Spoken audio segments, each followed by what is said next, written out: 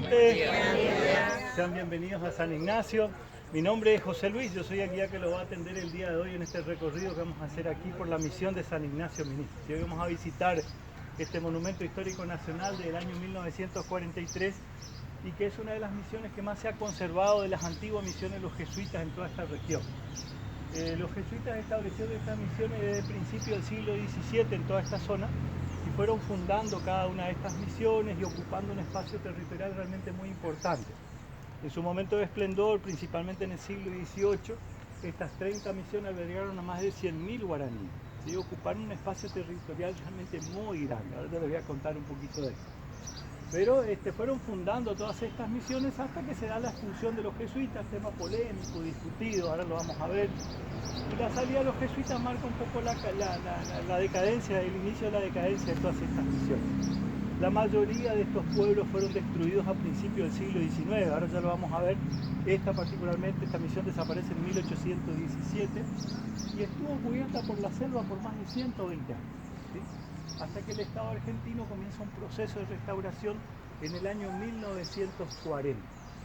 Y en el año 1943, bueno, era declarado este monumento histórico nacional. Y de ahí se lo preserva como tal. Hoy día nosotros acá tenemos 8 hectáreas de las 18 a 20 que pudo haber sido la extensión total de la misión. Estas 8 hectáreas son las partes más importantes que ha quedado, que es lo que vamos a ver el día de hoy. Pero como siempre le digo a los visitantes, nosotros vamos a visitar este sitio patrimonial. La idea un poquito a través de nuestra visita es explicar un poco cómo fue la organización general de estas misiones. Se pudieron 30. Si hoy día las tenemos que ubicar, nos quedarían 8 pueblos en Paraguay, 7 en Brasil y 15 acá en Argentina. Pero antiguamente hemos jugado una unidad territorial, geográfica, estamos hablando incluso mucho antes de la creación del Virreinato del Río de la Plata. Piensa que este es un periodo en el cual se comienza a establecer estas misiones. Vamos a iniciar ahora la visita.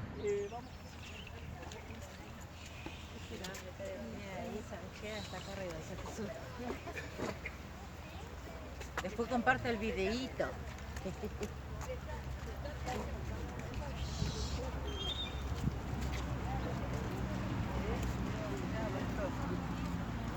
Buen día. Buen día, buen día. A disfrutar. Hola. Hola. ¿Y es aburrido? Más o menos. Muy bien. En honor a San Ignacio de Loyola, que es el fundador de la Compañía de Jesús, y en el 1534 fundara la orden jesuita que va a ser reconocida por el Papa Pablo III en el año 1541. ¿Sí? Pablo III reconoce a la orden jesuita y a partir de ahí la orden comienza a hacer su trabajo, principalmente en Oriente. ¿Sí? Ellos primero van a Oriente, después llegan a América. Acá en esta parte de América del Sur llegan primero al Brasil, el padre Martín de Nobre va a ser el primer provincial del Brasil. Pero a esta región llegaron a América Hispana por el norte, ¿sí? Llegaron primero a Perú, de Perú bajan por actualmente Bolivia, toda la parte norte de Argentina y se establecen principalmente en Córdoba. ¿Sí? Córdoba va a ser un centro muy importante para los jesuitas, administrativo, educativo, cultural y económico, ¿sí? Por las estancias, por lo que va a significar ese centro para ellos. Ahí estaba la parte, digamos, administrativa de los jesuitas, estuvo el sacerdote provincial que era la autoridad de toda la región. A esta región se le llamaba Provincia Jesuítica del Paraguay. Estamos hablando de la orden jesuita nada más, en cuanto a su organigrama de organización. Y obviamente, bueno, Córdoba fue un centro muy importante. Esto dependía también de Córdoba. A principios del siglo XVII llegan los primeros jesuitas acá y bueno, comienzan a fundar todas estas misiones. La primera misión que se funda es el otro San Ignacio, el San Ignacio que está en Paraguay. A ese San Ignacio se le llama San Ignacio Guazú, quiere decir San Ignacio grande, mayor. Este es el San Ignacio Mini, el San Ignacio pequeño o menor, ¿sí? Pero los dos pueblos llevan el nombre de San Ignacio en honor a San Ignacio de Loyola. Y así comienzan a establecer las misiones. Ya antes de los jesuitas, los que estuvieron primero en toda esta gran región, son los franciscanos y dominicos, ¿sí? Mucho antes que los jesuitas. Solamente que los jesuitas hacia principios del siglo XVII comienzan a establecerse en la parte más oriental de la antigua gobernación y en la parte, digamos, de frontera luso española.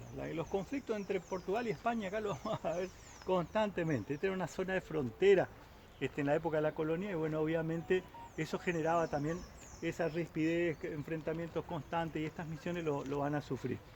Y esta es la historia particular de esta misión que hoy vamos a visitar, San Ignacio Mini. Fue fundada en el año 1610 por dos jesuitas italianos llamados José Cataldino y Simón Maceta. Y esta misión originariamente estuvo ubicada al norte de las cataratas del Iguazú, más o menos unos 300, 400 kilómetros al norte de las cataratas. Ahí se establece por primera vez, pero los pueblos que se ubicaban al norte de las cataratas van a tener un problema: el constante asedio, el constante ataque de las bandeiras portuguesas.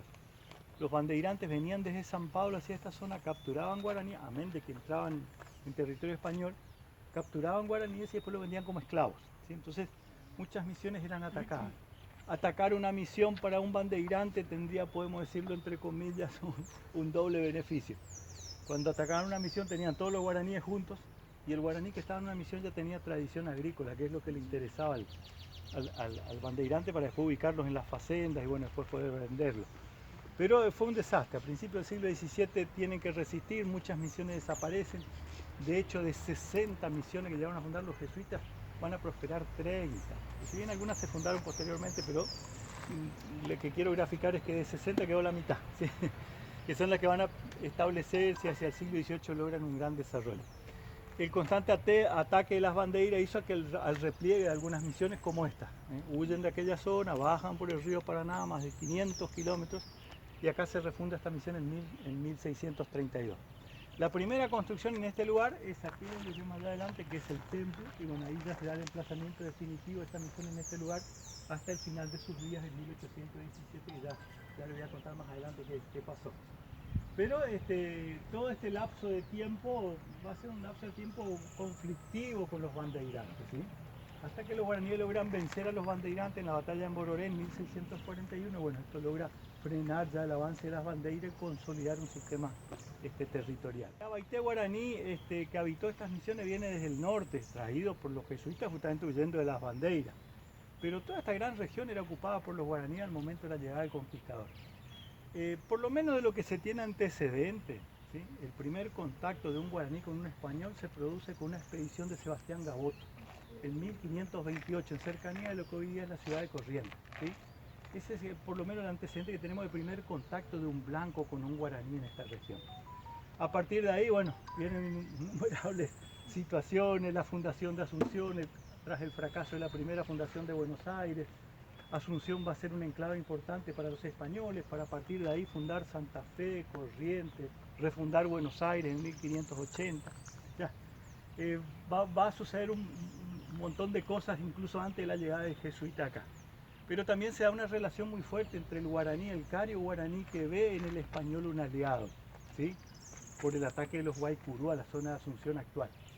Eso le trajo una situación muy particular, una situación de mucho mestizaje con los guaraníes, y bueno, obviamente también una situación por ahí de explotación que se va a dar después a lo largo con más razón aún a través de la encomienda, ¿sí?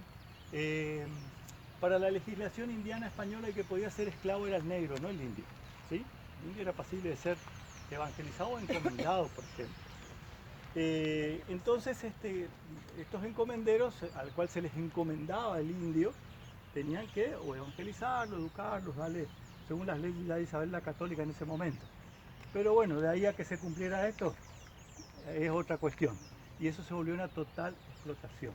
El levantamiento de guaraní hacia principios del siglo XVII fue importante en Asunción, y Hernandari, el primer gobernador criollo de Paraguay, se dice que pide a los jesuitas a esta región justamente para apaciguar un poco esta situación conflictiva con los grupos guaraníes.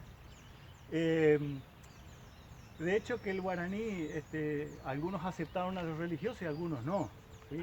Algunos fueron resistentes y reticentes de cierta manera, obviamente, a lo que va a ser la conquista. Por eso la pregunta que nos hacemos hoy día acá: ¿viene el guaraní a la misión convencido por el cura o viene por una necesidad? En fin. Renovada para la época, lo que va a hacer un poco la parte de evangelización, autosuficiencia, crear su propia organización económica. Ahora lo vamos a ir viendo un poquito esto. Y bueno, logran establecer misiones realmente muy prósperas, hasta la expulsión de los jesuitas por parte del rey de España. Bueno, ahí empieza un poco ya la decadencia. Pero este guaraní que habitó este vastísimo territorio era, al momento de la llegada del español, se estima que unos 1000 a 1100 años antes de la llegada del español aproximadamente, ¿no? Ellos fueron ocupando este territorio. Venían de la Amazonia, como eran grandes navegantes, ocuparon, imagínense, todo lo que es la cuenca del Plata, ¿sí? Y tomemos ríos troncales como el Paraná, el Uruguay, el Iguazú, el Paraguay y sus respectivos afluentes, les permitió una expansión notable en todo este territorio. Si hoy día tuviéramos que ubicar ese territorio guaranítico antiguo de esa nación guaraní, tendríamos que tomar a Paraguay como epicentro.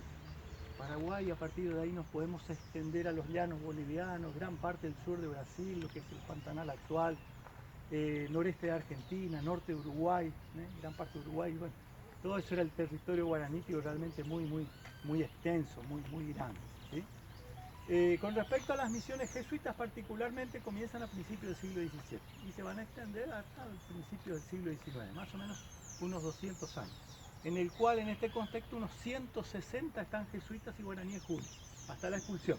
Después esto funcionó 40, 50 años más y bueno, donde se da una decadencia muy importante de guaraní, ¿sí? No fue fácil adaptar a guaraní un sistema de vida totalmente distinto. El guaraní acá se hace sedentario, productor y urbano, cuando él tenía una forma de vida totalmente distinta. Si hábilmente el cura jesuita va a respetar algunos elementos culturales del guaraní. Y acá vamos a destacar dos, hay varios ejemplos para dar, pero vamos a destacar dos que yo creo que son fundamentales. Uno es el político, porque si acá vivían 4.500 guaraníes, 5.000 guaraníes, habían solo dos curas, evidentemente había un elemento político determinante, que fue el cacique guaraní.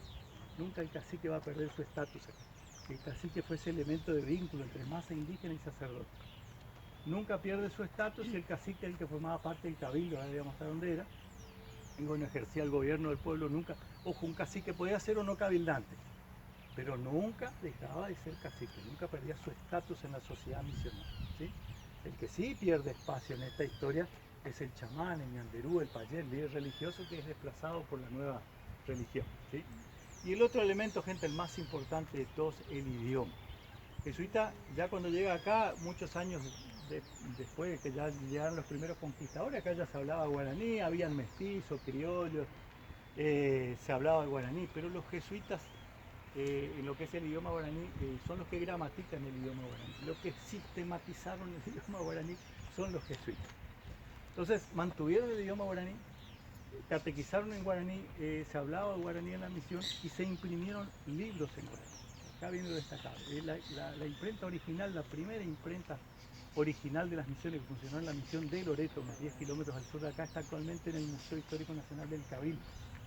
Hay una réplica acá en Loreto, en la municipalidad, la vecina localidad acá, que tiene una réplica de lo que fue la primera imprenta. Llegaron a imprimir libros en latín, en guaraní y en español, pero principalmente en guaraní, para los guaraníes, ¿sí? Que nos explica un poco lo social en la misión. Estas casas eran pabellones para 4, 5, 6 familias. La casa prehispánica guaraní era una casa larga llamada Maloca, donde vivía la gran familia guaraní, pero ya acá el cura impone la familia monogámica cristiana. Sacramento del matrimonio, familia monogámica y bueno, ya la organización de casas, como pueden ver de estos pabellones que hemos acá. Y la construcción en piedra, ¿sí? Los guaraníes ya comienzan a construir en piedra con los jesuitas acá. Estas piedras eran traídas de la costa del río. Los guaraníes no construían piedra, ¿no? Construían hacia chozas muy rudimentarias, pues se establecían de hacerlo un tiempo y después por razones económicas o religiosas se trasladaba, se iba a otro lugar en la selva. Y acá ya las casas van a ser en piedra con techo de tejas. Las tejas también se elaboraban acá. Quedan muy pocas tejas originales que se pudieron rescatar. Y esos pilares que ustedes ven eran para las galerías, ¿sí? Todas las casas tenían galerías alrededor, ¿sí? Pero los techos fueron todos de teja y las piedras traídas de la costa del río, que está al oeste de acá, ¿sí? Unos 4 kilómetros más o menos. Y esta es la entrada principal del pueblo. Algo típico de la arquitectura barroca que ponen los jesuitas acá es una arquitectura barroca principalmente, y esto típico que es la perspectiva, hacer coincidir la entrada con el templo. Entonces cuando uno entraba acá, lo primero que veía era la majestuosidad del templo. Y fíjense que hoy día, a pesar de estar en ruinas, uno entra acá y lo primero que ve es aquello. A lo que queremos sacarle foto es aquello, a lo que queremos ver es aquello, ¿sí? Sigue conservando ese magnetismo. Pero eso se da desde el punto de vista de esta arquitectura muy particular, una plaza grande, amplia, con edificios chatos alrededor, lo que destacaba más todavía la arquitectura de ese templo. Y eso, y los detalles del tallado y la escultura, exactamente. Hoy día eso tiene menos de 9 metros, originalmente tenía 15 metros, nos unían las dos aguas de los techos, más el campanario, y ahora ha sido realmente más, como dice la señorita, ¿cierto? Todo lo que es toda esa estructura tallada, bueno, y habrá sido imponente. Hoy día la piedra tallada es lo único que tenemos in situ acá, es lo que fue el rico arte barroco de las Misiones. El resto lamentablemente desaparece, pero nos permite tener una idea de cómo fue un poquito todo esto.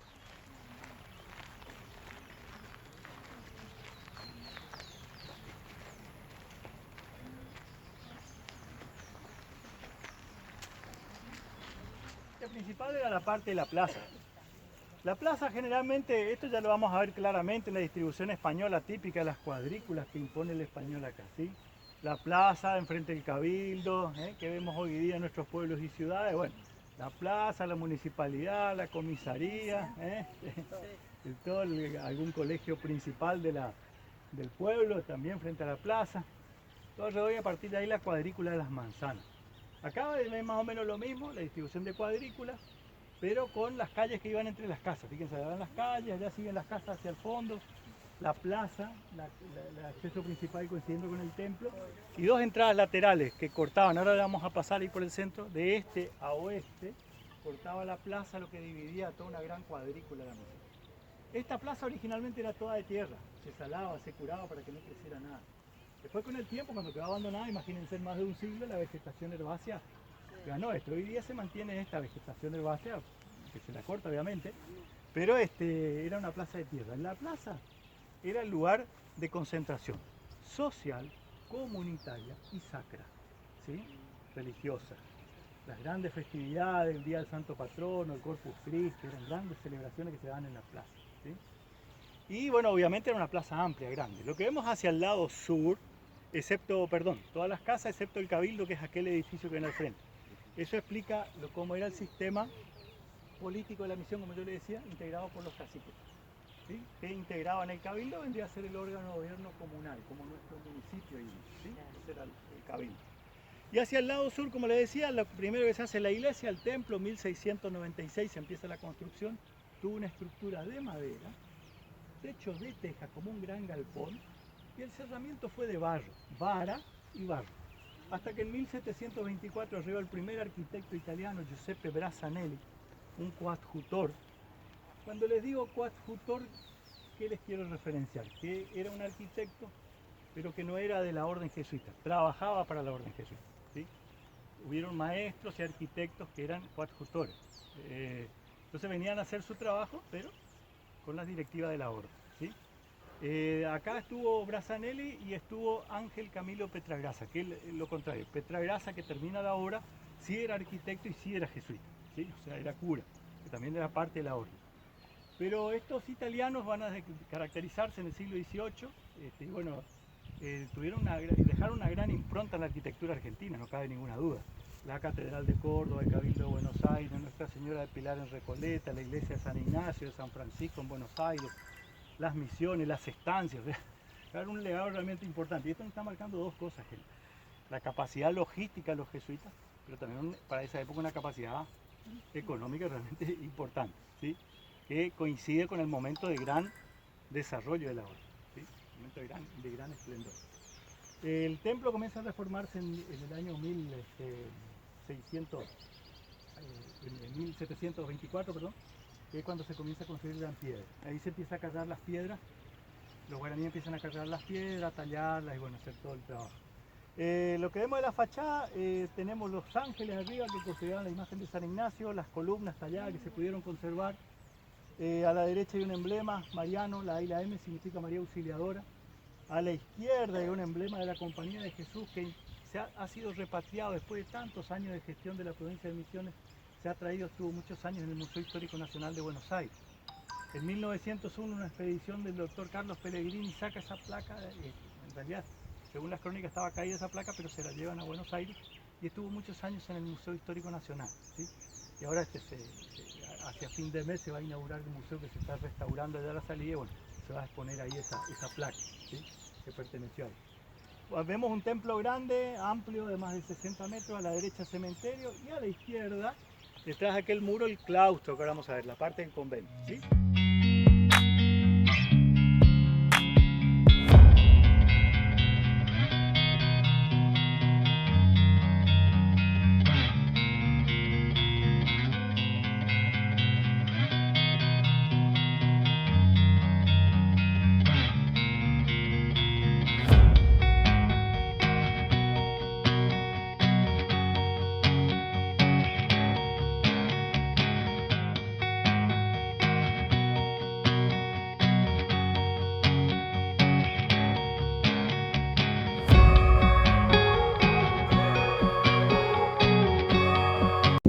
Esta era la portería, por acá se entraba y se salía a la residencia. Acá se recibía a veces alguna autoridad, otro cura, pero claramente esto era una cosa y lo que vamos a ver acá era otra totalmente distinta.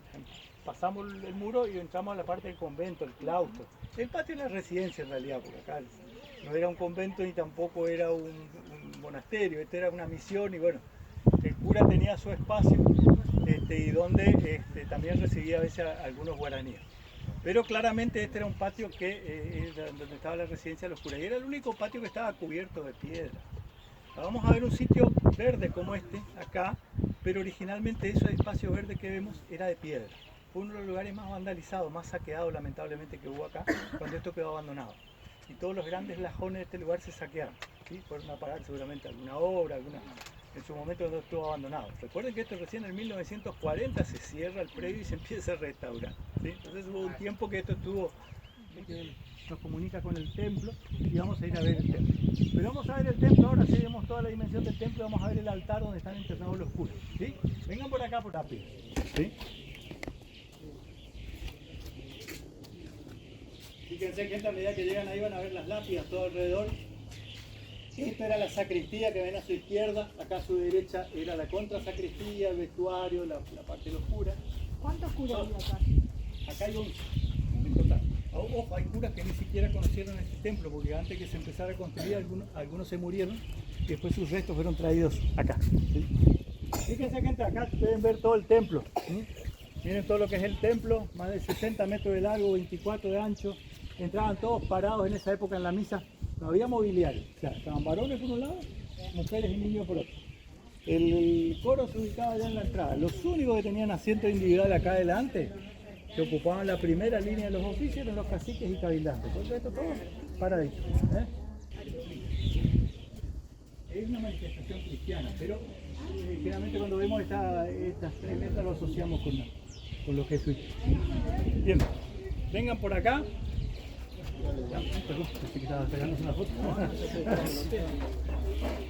Acá era el claustro, allá estaba la residencia, todo aquello era la residencia. Vivían los curas, pero también venían sus invitados, a veces alguna autoridad se los albergaba ahí. Aquel sector que ven allá que está todo cerrado, pues se están protegiendo los pisos originales, principalmente aquel sector donde están los ventanales grandes, a la izquierda hay una puerta que entra a la antecocina. Ahora se tiene que restaurar la bodega que era de los curas porque ha cedido ya las vigas que habían sido restauradas, entonces no se le carga con visitas y se hizo un lugar de un perímetro porque se tiene que restaurar, ¿sí? Esa es la parte del comedor de los curas. Detrás de eso ya no hay más construcciones, seguían las plantaciones, era la huerta comunitaria. Esto es interesante, cómo era la economía de estas misiones, cómo se sustentaban, a través de un sistema agrícola ganadero, ¿sí? No fue fácil adaptarlos a Guaraní, un sistema productivo totalmente distinto al que él tenía. Él practicaba una agricultura, sí, de monocultivo, era recolector, cazador, pero cuando se agotaban los recursos de la casa, en un lugar, sí, la fertilidad un poco del lugar, la tierra se trasladaba a otro sector. Acá ya se van a incorporar otros cultivos que trae el europeo, al que el guaraní conocía también, ¿sí? Pero lo interesante es cómo era la distribución de la propiedad de la tierra. Cuando el guaraní se casaba, a través de los caciques, se distribuían las tierras. Y se le daba a la familia, una vez que se casaba, una tierra. Eso en guaraní se lo conocía como el abambae. Abá en guaraní es el indio guaraní, el hombre guaraní, es como un sentido de propiedad, de pertenencia. Abambae es lo que es del hombre, Tupambae es lo que es de Dios, Tupá es Dios, ¿sí? Entonces ese Abambae es la tierra que tenía cada familia alrededor del pueblo. Y el Tupambae era la tierra comunitaria. que es donde plantaban todos los guaraníes y la regenteaba el cura. Esa era la tierra que permitía el comercio, el intercambio, y era la más productiva porque toda la comunidad plantaba ahí, que es la que estaba acá atrás, ¿sí? Entonces esa era la forma de distribución. También se va a destacar la ganadería, que fue muy importante, la introducción de ganado vacuno, que se va a convertir en la base de la alimentación del pueblo, y también obviamente la yerba mate, que hacia el siglo XVIII ya comienza a ser un elemento importante. Aquel sector, gente, que vemos allá donde, detrás de aquellas construcciones, donde vemos aquellos árboles, era la parte de los talleres, era la escuela de artes y oficios. Ahí los guaraníes desde niños eran llevados ahí por los maestros, aprendían a ser carpinteros, herreros, artesanos. Por eso, cuando las misiones se terminan, la mano de obra guaraní era una mano de obra muy calificada. Un guaraní que se iba de las misiones era pintor, escultor, artista, fabricaba instrumentos musicales, trabajaba la plata, el oro, hacía dorados. O sea, era muy completo, pero lamentablemente a veces muy marginado por su condición indígena, ¿sí? Codiciado, pero a veces marginado. Y ese era un problema. Pero fue interesante la enseñanza del arte en esos talleres. Y esto viene concatenado a lo que yo les decía hoy del idioma. Y cuento siempre esta anécdota histórica acá para que ustedes entiendan un poco cómo se fue dando la situación. En 1817 los guaraníes que vivían acá se van de acá. Ahora ya les voy a explicar qué pasó. Pero se van de acá, junto con guaraníes de acá de la zona, de otros pueblos, abandonan este lugar. Y se van hacia Corrientes, buscando protección del gobierno correntino. Las guerras y el vandalismo que había acá ya era insostenible, y se van, huyen de acá. Y en Corrientes fundan dos pueblos, los propios guaraníes, ellos solos, que son San Miguel y Loreto, que hoy día son dos municipios correntinos en el interior profundo de Corrientes. Cuando se van de acá, gente, imagínense, vivieron 200 años, se van católicos, se van con su religión, pero se van sin cura también, ¿sí? O sea, se van ellos solos. Entonces, ¿qué llevan? Llevan sus pertenencias principales, llevan sus imágenes y llevan su religiosidad. Y la transmiten a su forma, a su religiosidad. Y ahí es donde vamos a ver ese sincretismo cultural también del guaraní con lo religioso, que queda muy presente con muchas tradiciones en toda esta zona, ¿sí? Hoy día la mayor cantidad de elementos iconográficos en guardas particulares están en estos dos pueblos correntinos. ¿Por qué? Porque de generación en generación se fue pasando esas imágenes. Y no son meros elementos artísticos, son elementos de adoración, ¿sí? ¿Por qué? Porque tienen su capilla, tienen su iglesia, los siguen adorando, los siguen manteniendo, y esa tradición se sigue conservando de generación a generación. Este espacio, que es el cementerio guaraní, no es grande el cementerio, no todos los guaraníes eran enterrados acá. Y esto lamentablemente se dio un grave flagelo, no solamente de acá, sino de todo el continente por las epidemias, por las enfermedades traídas por el conquistador. Tengan en cuenta que acá en este territorio nosotros vamos a tener tanto la influencia española, principalmente, como portuguesa, porque acá estamos en la frontera con lo que es actualmente Brasil, que bueno, tenemos una influencia constante de los portugueses también. Entonces obviamente las epidemias acá fueron terribles. Y más aún con la población indígena, ¿no? Acá hubieron dos enfermedades que mató mucha gente, la gripe y la viruela, dos enfermedades virales, combinado con la organización urbana, y el hacinamiento. Cuando había una epidemia esto era una bomba, era incontrolable. Por eso no había una epidemia obviamente todos los días, pero cuando había una, se diezmaba una misión entera. Ese era el problema, ¿sí? Entonces por profilaxis, por miedo, muchas veces, a veces se enterraba más guaraníes afuera en cementerios alternativos que acá. Acá se enterró al modo cristiano. ¿Cómo era el modo cristiano? En esa época lo más común, la mortaja, envolver los cuerpos, atarlos, enterrarlos. Y probablemente se ha hecho extracción de restos, pero no de cada centímetro cuadrado del cementerio, o sea que evidentemente debe haber restos. Lo que sí se perdieron acá son las identificaciones, las lápidas. Solo una lápida se recuperó en 1800, que está en un museo que se está restaurando ahora. Y después el resto se vandaliza mucho, lamentablemente, ¿sí? Se saquea. Es lo que suponemos que la mayor pérdida acá es por vandalismo, principalmente, ¿sí? Volviendo un poquito a la parte histórica de la misión. Los jesuitas estuvieron acá hasta abril, más o menos mayo de 1768. Pero fueron expulsados un año antes, en abril de 1767, por el rey Carlos III de España. Carlos III es el último rey borbón en expulsar a los jesuitas. Cuando los expulsa, el argumento que utiliza es que estaban formando un estado dentro de otro estado. Pero obviamente este es uno de los temas más álgidos, más polémicos de esta historia, pues encierra muchas intereses económicos, políticos, de poder. ¿Sí? Carlos III fue el último rey Borbón en expulsar a los jesuitas. Antes de Carlos III los expulsa Francia, Portugal, Parma, Nápoles, España, y en 1773 el propio Papa Clemente XIV firma la supresión de la orden. Y esta vez poco se conoce, pero los jesuitas van a estar fuera de la iglesia desde 1773 hasta 1814, en que Pío VII nuevamente los reincorpora nuevamente, ¿sí? Regularizando la situación de los jesuitas. ¿A dónde van los jesuitas en ese momento? Y terminan exiliados principalmente en dos países no católicos como Rusia y Prusia, que le dan asilo. Rusia era ortodoxa y bueno, Prusia luterana. Muchos van a Oriente, donde siguen sus actividades hasta que el Papa nuevamente los reincorpora. Fue una situación muy difícil la de los jesuitas y se enfrentan con los Borbones. Los Borbones lo van a acusar de probabilistas. Los jesuitas discutieron el origen divino del poder del rey y bueno, obviamente esto no fue bien visto y terminan siendo muy condenados. Los jesuitas hacia finales del siglo XVIII van a tener muchos enemigos y detractores y muchos seguidores, pero tenían un poder político y económico realmente muy importante, muy importante. Ya estaban manejando toda la parte educativa de la burguesía europea, tuvieron un gran crecimiento y expansión, y yo creo que esto fue el detonante un poco de todo eso. Aparte de las circunstancias, por lo menos acá, de las guerras guaraníticas, de la desobediencia a la corona de España y de Portugal, y bueno, eso trae aparejado una situación muy compleja que termina con la salida de los jesuitas de aquí. ¿Qué va a pasar con los guaraníes acá?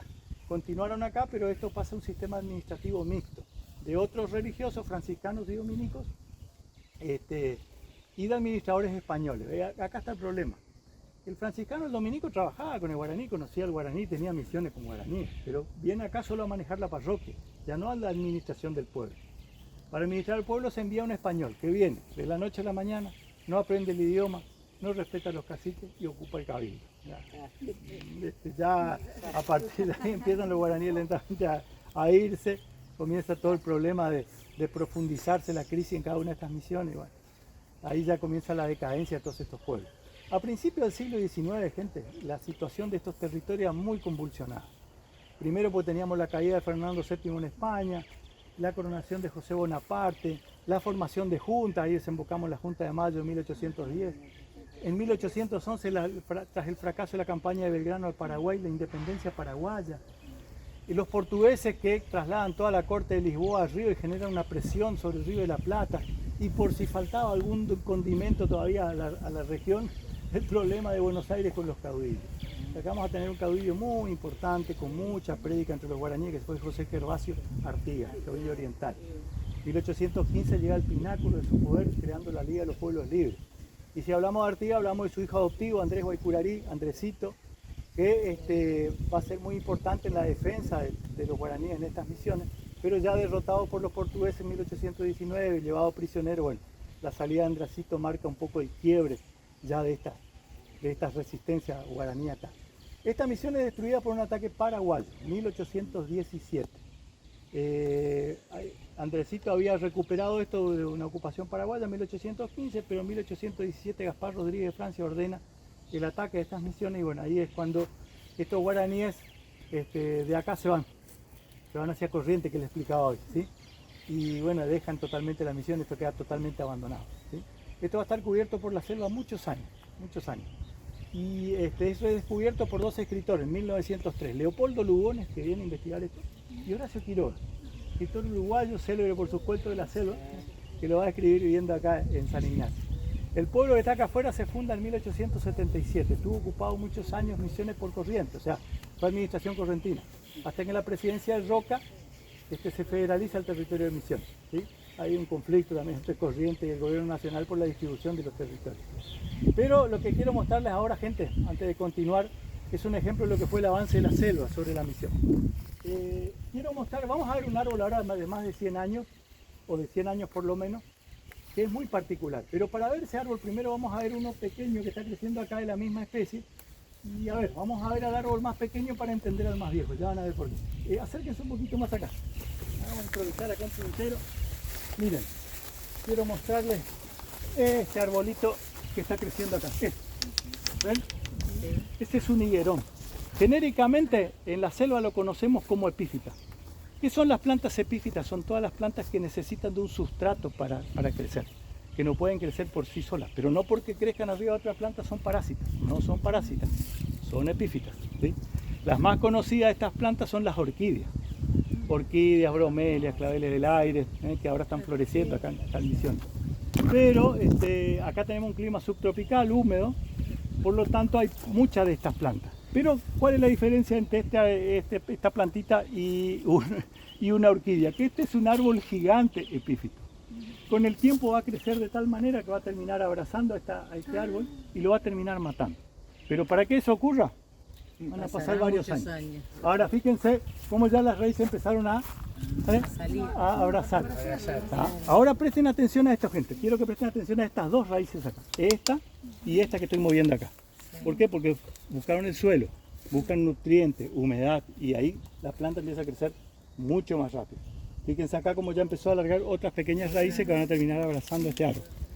¿Por qué les muestro este ejemplo? Porque el que vamos a ver ahora, tenemos 100 años, el árbol que les quiero mostrar, gente, es ese que está ahí cortado. ¿Ven? Ahí que está mochado ahí arriba. Ese se lo tuvo que cortar porque hace unos años hubo una tormenta acá y parte del árbol cayó sobre el cabildo y bueno, se lo tuvo que cortar, pero ese es nuestro árbol.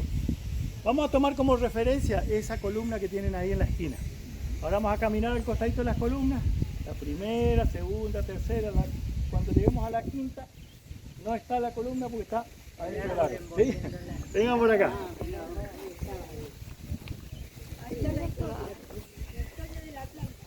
Bien, vengan por acá, fíjense cómo van distribuyéndose las columnas.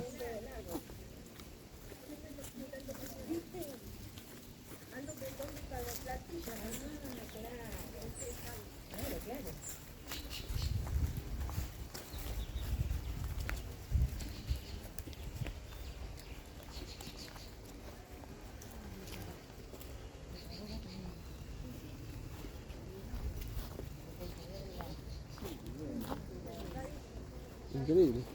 No se ve nada. Sí, de acá de este lado. Vengan de este lado, vengan acá. Miren. ¿Y no existe la posibilidad de que pueda, con las raíces y eso, volver a envolver y abrazar a otras Sí, personas? sí, por eso. Esta es una excepción, pero Claro. constantemente va creciendo y se tiene que ir sacando. Se tienen que ir cercando Sí, las sí, demás, claro.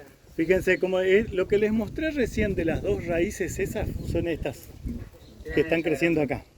Fíjense cómo abrazó, hay gente que lo ha visto hace muchos años, se veía más la columna, como Claro, pueden porque ver, estaba en el- fue creciendo. Pero fíjense, metemos la mano acá y podemos tocar la columna ahí adentro. ¿Ven? Ha crecido de tal manera que bueno, fue abrazando totalmente la columna. Esto generalmente, este árbol tiene cuando llegan las raíces al suelo tiene un gran crecimiento y va tomando todo lo que encuentra. Es una variedad que es un ficus, es un ficus. Da un pequeño higo que cuando madura los pájaros lo comen y después lo van diseminando por toda la selva. En el año 1877 se funda el pueblo que está acá afuera. Y yo siempre destaco la figura de un agrimensor correntino que es enviado por el gobierno de Corrientes en esa época, en el 1880.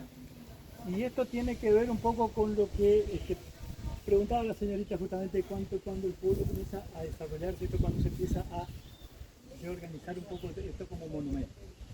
La llegada de este agrimensor es importante, porque este agrimensor viene para aplazar el pueblo que está acá afuera.